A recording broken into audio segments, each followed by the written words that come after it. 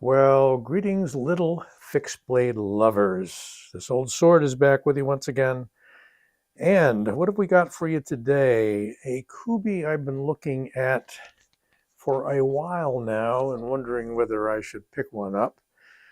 Certainly inexpensive enough at around 50 bucks. I'll make sure you've got links in case you are interested in purchasing. And it is the Kubey Hippocam. What is it again?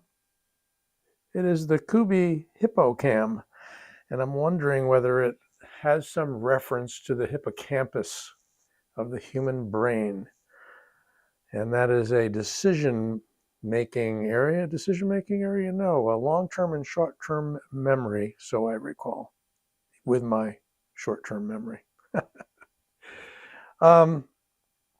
It is going to give you some, I'm going to take a look at it, but if I sound undecided, I want to show you this and have this suffice for all of the particulars. There you go. You can screenshot that. So it is a D2 blade. It is not particularly large.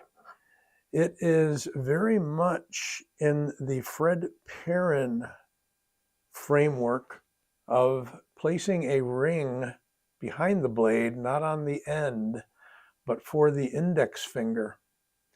So we've got a good cutting tool here with a nice point for detail work. At the same time, it's a great little thruster. We've got some very effective jimping right there. This feels solid in my hand. Very much an arrow point sort of blade to it. Very high and flat grind and extremely slicey and piercy. And it's fairly reinforced the way that it's ground. You can see that we've got a flat on that swedge. It is not sharpened, and yet it still has a very piercy point. So how would you hold a little sucker like this? Well, I'm figuring I can sort of pistol grip it and point it like this.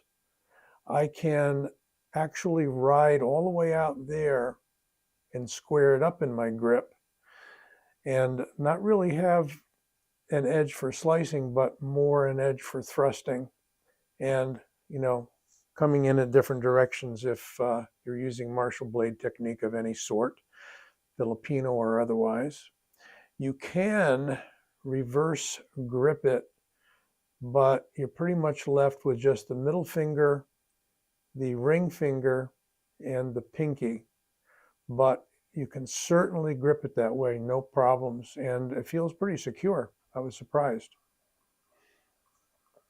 So again, you can pinch it here.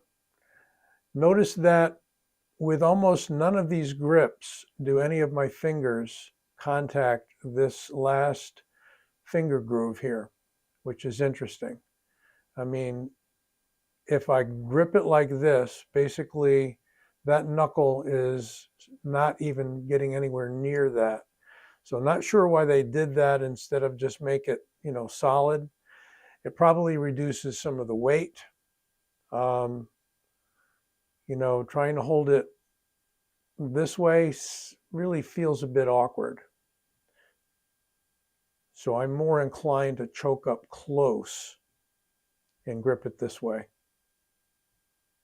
You can see that only the middle finger is contacting the handle from the groove side here. Right? That's just interesting to me. Anyway, what else can I tell you about it? It's short. The overall length, as you probably saw in the specs, make it about 6 1/4. I think the thing to do here would be to compare it. So some comparisons. How about the concept hex? Pretty much in the same size category. That is an Ostap Hell design and pretty much a neck knife. Comes in a minimalist kydex sheath with a neck chain. By the way, the Hippocam comes in this kydex sheath I'm going to show you in a moment, with kind of an interesting fold-over belt clip that is used by, see these on some of the Spyderco knives, fixed blades. Here is the Tops, if I can get it out, poker. Almost poked me. A very nice tight sheath. Pretty much in the same size, about an inch longer maybe. And the custom T-Kel nightshade. They've been calling it a reverse Tonto, so I guess I'll have to do the same. Call it a Warncliffe, reverse Tonto, what have you. There you go. All small fixed blade knives with rings, but with the rings at the end. More of a karambit here with the poker, and more of a karambit here with the hex, or could be held without using the ring this way. Very minimalist, lightweight, and probably my favorite of them all, although most expensive because it's coming out of Custom Knife House, is the T-Kel nightshade. Very effective, small knife, sharpened on that top swedge as well as on the bottom, and a V grind. So let's take a look at the sheath for the Hippocam. Hippocam. Extremely tight. In fact, you may have seen in the screenshot. Let's see if we can pull it up again. See that in red letters? Attention, sheath insertion may be difficult. Where have I heard that before? Okay. Well, the extraction or drawing from the sheath is actually a little easier because you pull on the ring and you push off there. But I'm not sure what makes it so tight, because it appears as though this part of the handle here is what's engaging, and it's bent in behind the ring. So you're pulling against the ring to get it out, but they give you a push off, which isn't bad. When you're putting it in, generally fits in there well. You just have to give it a good snug push.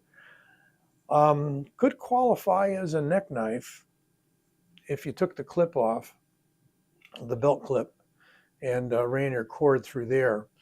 But you're going to be giving your neck a good jerk in pulling it out.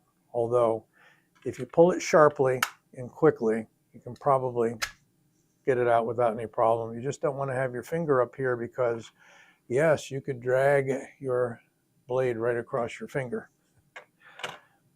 Difficult making decent sheaths for small knives because very often there's not a lot to grab onto, except in this case where you've got a ring.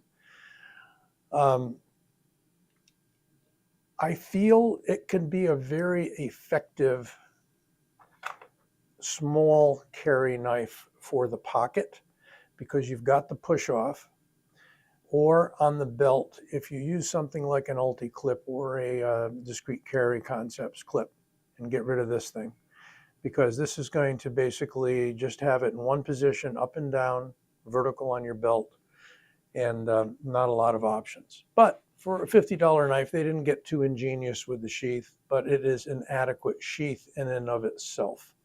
I'll say that much.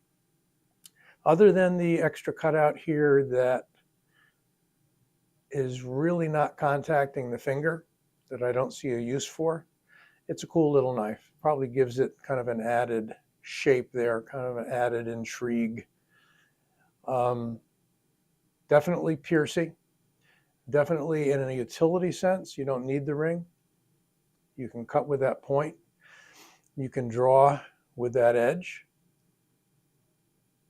And basically you decide. Unusual, yes. Budgety, yes. And while we're at it,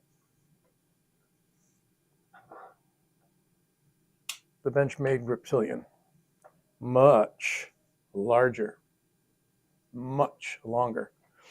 So you got a very compact knife there in the Hippocam. Let me know what you think. Don't forget to give this video a like and subscribe. I'll be back with you soon.